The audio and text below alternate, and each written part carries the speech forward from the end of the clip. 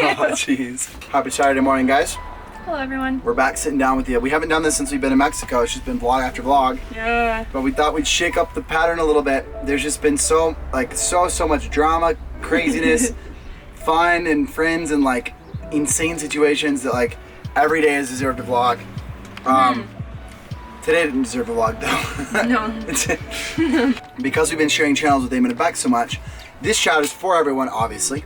But we also want to make sure, I mean, all of you guys who have been following our journey, I know the comments have been like crazy, like it's kind of gotten a little bit bigger than just the group of us, you know what I mean? In this last couple of weeks and through these vlogs. So we wanted to just bring it back around, sit back down with you guys, like kind of miss, you know, chatting it up with you. This is technically part of the series. It's just going to be a little bit of a different style. So we figured out how to get Trinity towed, which is amazing. Thank goodness for that. Was way more complicated than I expected it to be. Just getting the van through the border and everything. So that is all going down in tomorrow's vlog, so stay tuned for that. I'm thinking that's going to be kind of crazy. Eamon is going up to Texas with Trinity. Bec is flying up to Texas, and we're sticking here in Mexico. So we're hoping in the few days that it takes them to get the engine in and get back down here and everything, we're going to be able to do some really fun things too. Mexico lives on. Mexico continues on, and we're not leaving Mexico. I really commend Eamon and Bec for like being willing to put themselves out there like that, because it's been a crazy time, and it really has been. I mean, it's going to sound kind of cheesy, but it's been really a bonding experience. It's been crazy adventurous. Like, we were talking yesterday about how like we literally feel like family now. I know, it's crazy. And the kind of people that have come through from us, for us. I mean, the main reason we wanted to sit down and chat is because we've seen in the comments some kind of an attitude of like, maybe it's the roads in Mexico that did this, or you guys were crazy for going to Mexico, this would happen. Or Mexican mechanics are ripping you off. Right. Yeah. And we just wanted to affirm that, talk a little bit about the people that we've met and the places that we've been. Because so far, Mexican people are the kindest, most gracious, most welcoming, loving people I've met before. I feel 100%. And I know this is a safe city that we're in, Querétaro, but I feel safer here than I do in basically any American city. Obviously, starting with our friend Sergio, we've showed him on here. He is like, you know, just someone who follows us, who reached out and opened up his life for us, and has come and been a translator and has made calls for us and figured the situation out. All of his buddies are amazing. You know, different friends he's introduced us to around town, the mechanics we'd run into and work with, just somebody who knew somebody. Basically, every single person, without exception, has truly been wonderful. What do you say? Oh yeah, 100%. Wonderful. We showed you guys the tattoo artist Pepe. We went into his shop yesterday. We were just talking and talking about tattoos, right? And Eamon mentions we're trying to figure out how to get my van towed to Texas, and Pepe is like, oh, let me call my friends who owns a tow truck company and see if you can rent a tow truck from him. Right. And like I feel like every single person in Mexico who has heard that we're having car troubles is like, here's the number of my mechanic, or you know, here, come stay at my house. This guy at the dealership today he found out that Bec was feeling a little bit sick, and he was like, my wife knows all the doctors here, just give her a call, and you know, you could even stay at her house and she'll give you essential oils. Pepe, the tattoo artist, Eamon never got a tattoo or paid Pepe a penny, but Pepe was willing to, you know, just without a thought, you know, just volunteer all of that.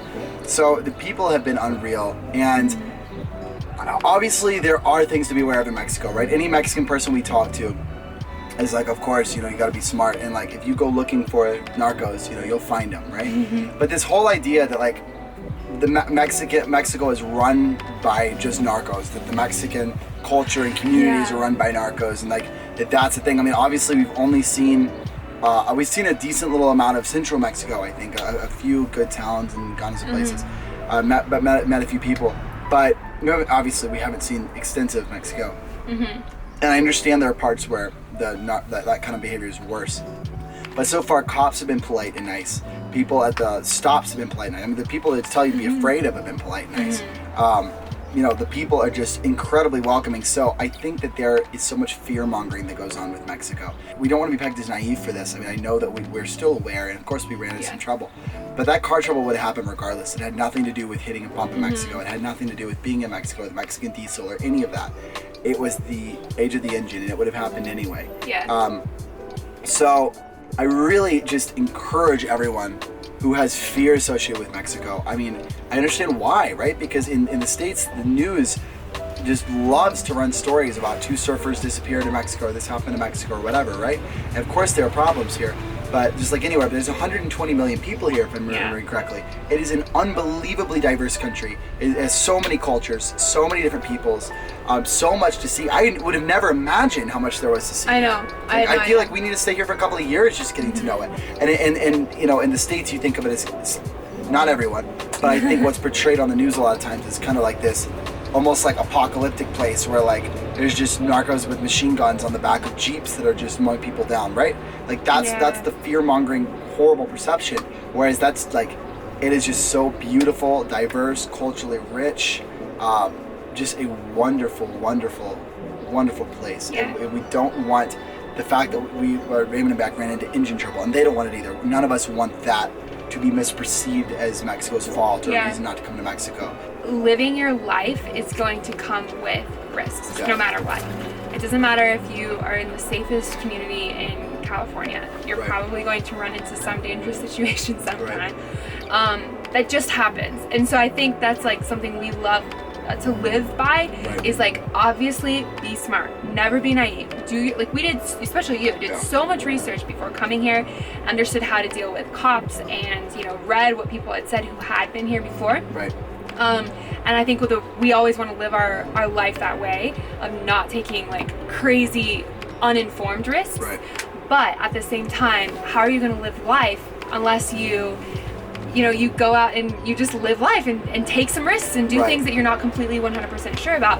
And I think that's the thing that I want to get across so much, is that, especially for my people in America, in the United States, don't sell Mexico short. Like I think you're going to be missing out on so many amazing experiences if you're afraid of something that isn't as relevant as we're told in the States. Right, friends, just wanted to update you guys and stay really connected to like the core of the community, because things are going crazy, and I just really I want to a video that hopefully the people who watch are like the guys we chat with every day, the guys and gals that we just like, you guys that we love to message. So throw your comments down. We haven't been able to comment like we usually would, so hopefully this video is a comment video. There was one other thing that I wanted to talk about, and that is kind of the whole project that we just launched, and a recent sponsor that we had, and just kind of tying those two together. We recently worked with Skillshare about a month ago, and they were giving out to the first 500 people who clicked on the link, they were giving out 2 months of Skillshare access for 99 cents. That went totally crazy, and we I think we totally filled up those slots. I think so, yeah. It was a huge success. They contacted us again, and we just wanted to talk to you that Skillshare is opening up that opportunity again. There's a link in the description. 500 more opportunities for 99 cents for 2 months of Skillshare.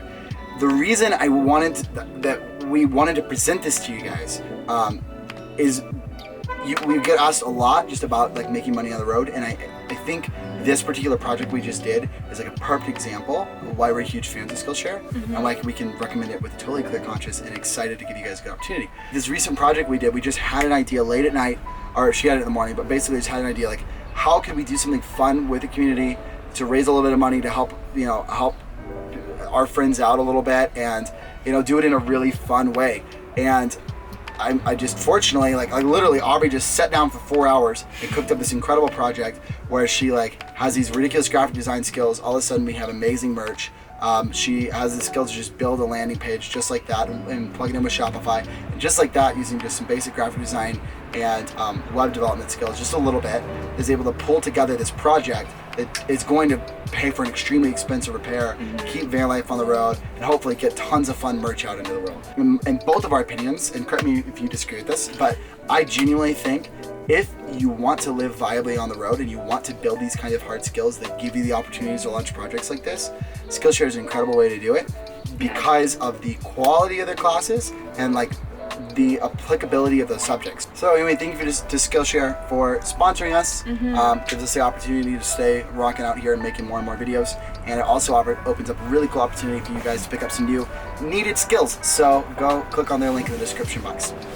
Hope you guys are doing well. Thanks for sticking with us through all of this craziness. We're hoping to show you a little bit more of Mexico in the next few vlogs. Keep your fingers crossed. The situation is 90% over, but it isn't over. Yeah. All right, guys. We'll see you in the next video.